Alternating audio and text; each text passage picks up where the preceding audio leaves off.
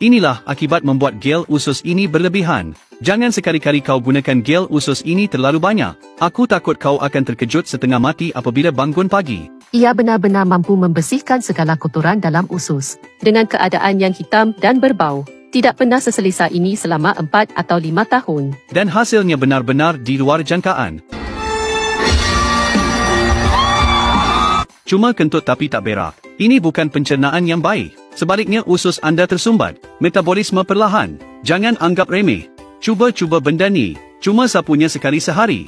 Badan bersih dan segar. Hanya dengan harga satu hidangan. Selepas disapu, seluruh badan rasa ringan. Masalah pencernaan yang teruk pun takut dengan benda kecil ni. Kalau dia tak tolong selesaikan masalah kamu, hari ni saya akan pecahkan benda ni. Sumpah dengan video ni. Semalam sapu sekali. Seharian buang air besar 4-5 kali. Ini bukan cirit-birit. Ini betul-betul boleh buang sampah dalam usus kamu.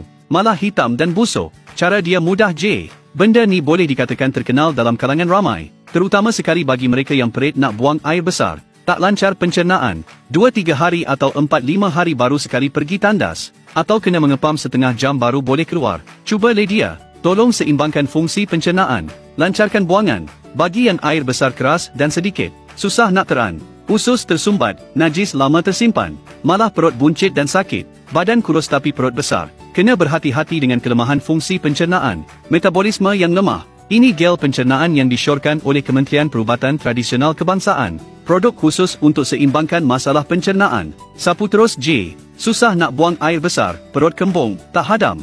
Cuba Lydia. Betul ke tidak? Cuba baru tahu. Sembelit ringan, sapu dia. Sembelit sederhana, sapu dia. Sembelit degil, sapu juga. Susah nak teran, still sapu dia. Buang air besar 3-4 hari sekali. Rasa macam tersumbat kat pintu belakang. Tak boleh keluarkan, tak bersih, sapu Lydia. Sakit perut, perut kembung, sistem pencernaan lemah, sapu dia betul-betul. Kawan-kawan yang sembelit, jumpa video ni memang bertuah. Untuk pastikan kawan-kawan tak beli barang palsu, kami terus hantar dari kilang. Harga murah, semua orang mampu. Ramai yang tak pernah guna gel pencernaan ni. Lepas tu putus asa nak baiki sembelit. Jangan tanggodah, cuma sapunya sekali sehari. Boleh seimbangkan di rumah. Klik pautan di bawah video untuk maklumat lanjut. Sebab jual murah sangat, ramai orang terus sweeper. Keluarga kata jangan jual dah, tapi saya tak nak putus harapan. Saya nak lebih ramai orang tahu gel pencernaan ni berbaloi. Sapu sehari sekali kat pusat. Bahan aktif serap berlapis. Terus kesan kat dalam usus. Kawan-kawan yang dulu kata mahal, kali ni jangan lepaskan peluang. Sekarang terus dari kilang. Free post sampai rumah. Cepat klik pautan tengok sekarang.